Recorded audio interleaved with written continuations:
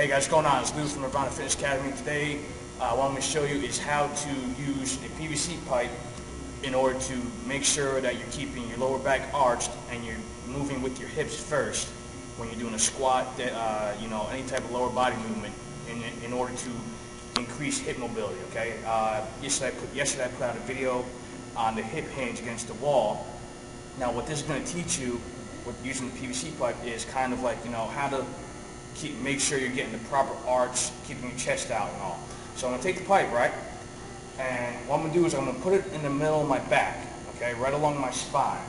So what I'm going to do is I'm going to take one hand over here, right, actually my left hand, I'm going to grab it, I'm going to put it around my back like so, okay. Then here what I'm going to do is I'm going to take my right hand, put it right on the bottom, palm facing out away from me, just like this, and grab the bottom part. Now notice, if you see, okay, the left hand is right by the part of my back where it meets the neck, and if you saw the right hand was at the part that met that my lower back. Okay, so now what I'm going to do is to make sure that I'm aligned. I'm going to have the lower part right by my back, my part of my lower back, right against my butt, right here, and right here I'm going to keep this part right against my head. So as you see, my head and my butt are touching the PVC pipe. That's your gauge, okay? As long as you keep those two parts in contact at all times with the PVC pipe, you're going to be okay. You know you're doing it right. So what I'm going to do now is I'm going to bring my hips back, and as you see, the PVC pipe basically stays right where it's at against my hip. Against my the middle of my butt and the part of my neck, or the back part of my head. Okay.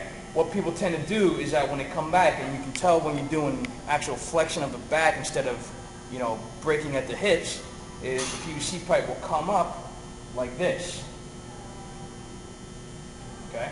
Now, what happens there is that shows you that you're using way too much back flexion. As long as you keep the PVC pipe against those two areas, the back of the head and the part of your glutes, all right, then you sit your hips back, then you're going to be okay to go, all right? You're going to make sure that your chest is back, your chest is up, your shoulders are pushed back, you got a nice little arch in your back, in your lower back area, and you break with your hips. You push your hips back to the wall, okay? So make sure you practice this. It'll be 10 to 12 times before you actually, do part of your warm-ups, okay?